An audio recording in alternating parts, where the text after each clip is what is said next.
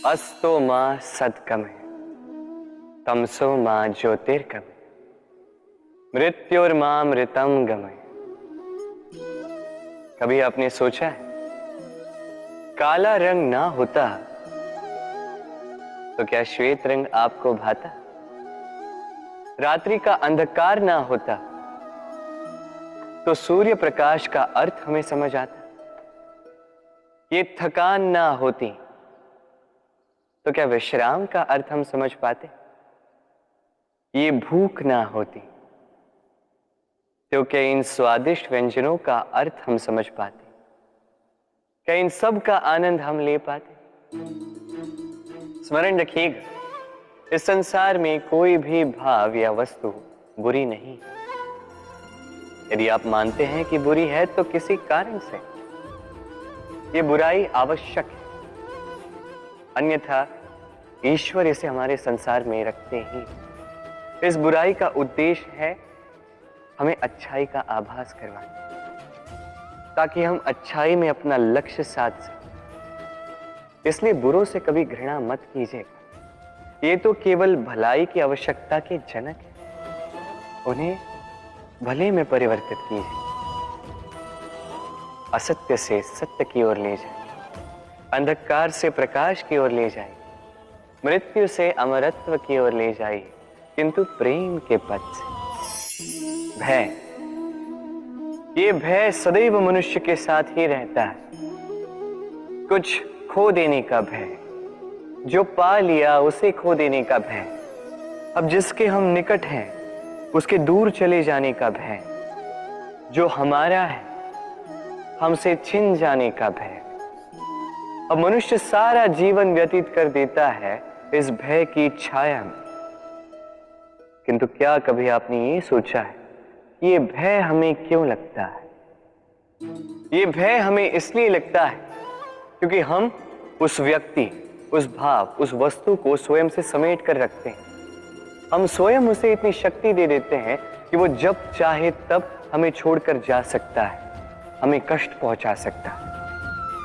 किंतु यदि हम उस भाव, उस व्यक्ति, उस वस्तु से निर्लिप्त रहें, उसके आकर्षण से हम मुक्त हो जाएं, तो ना ही वो हमें छोड़कर जा सकता है, ना ही हमें कष्ट पहुंचा सकता है। इसलिए स्वतंत्र रहिएगा और सबको स्वतंत्र रखिएगा, प्रेम को भी। सूर्य की किरणें कितनी दिव्य होती हैं ना। प्रतीत ही नहीं होता कि ये सूर्य रात्र भर अंधकार से जूझ रहा था। ये सूर्य प्रतिदिन उदित होता है, ये भुलाकर कि पिछली सांझ में ये डूब गया था,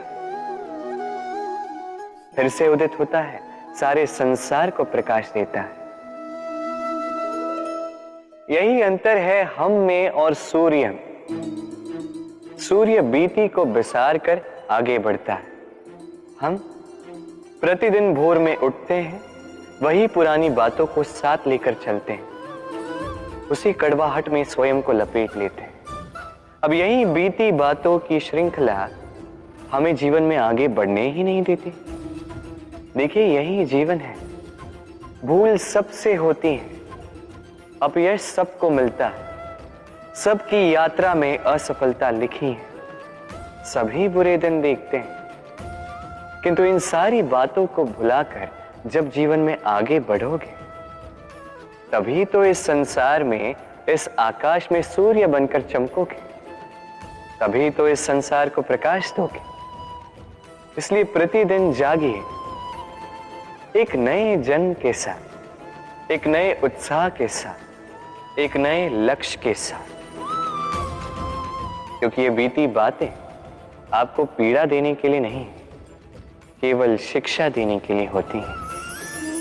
संसार में पति पत्नी का संबंध सबसे बड़ा संबंध माना जाता है, और है भी। सप्तपदी लेकर 7 जन्मों तक दोनों एक दूसरे के साथ जुड़ जाते हैं, एक दूसरे के अर्धांग बन जाते हैं। अर्धांग अर्थात अर्ध अंग। क्या इसका महत्व आप समझ पा रहे हैं? अपना समस्त जीवन किसी के साथ बांटना। किंतु क्या संसार के सारे पति पत्नी एक दूसरे के साथ अपना समस्त जीवन बांट सकते हैं? क्या इसमें सभी सक्षम रह पाए हैं? अपना जीवन किसी और के साथ बांटने के लिए सबसे महत्वपूर्ण बात है स्वीकृति, स्वीकार करना। सामने वाले व्यक्ति को स्वीकार करना, उसकी अच्छाइयां भी, उसकी बुराइयां भी। संपूर्णतः रूप से व्यक्ति को स्वीकार करना होगा, तभी ये संबंध बढ़ेगा, तभी ये संबंध और भी सुंदर बनेगा। एक दूसरे के दोष ढूंढना, उन्हें गिनाना, ये केवल और केवल एक ही कार्य करता है, इस संबंध के जीवन का नाश करता है। बस बदले में होना ये चाहिए, एक दूसरे के दोष समझकर उन्हें आभास करवाए बिना उन्हें सुधार देना चाहिए, उनकी कमियों को उनकी शक्ति बना देनी चाहिए। यही तो होता है दाम्पत्य, यही होता है बुराइयों का दमन, और यही होता है गुणों का उदय। सम्मान, संबंध दोनों एक दूसरे के साथ ऐसे जुड़े हैं जैसे दीपक और बाती। ना कोई कम है ना कोई अधिक, दोनों का अधिकार समान होना चाहिए, जैसे पति पत्नी का संबंध। अब इसमें पति का अर्थ स्वामी नहीं, साथी है।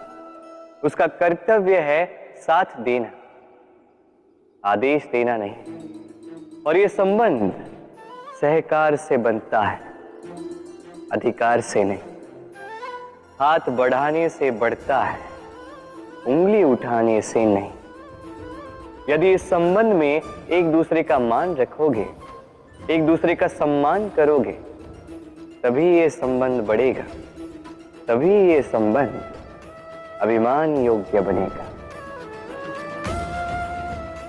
राधे राधे।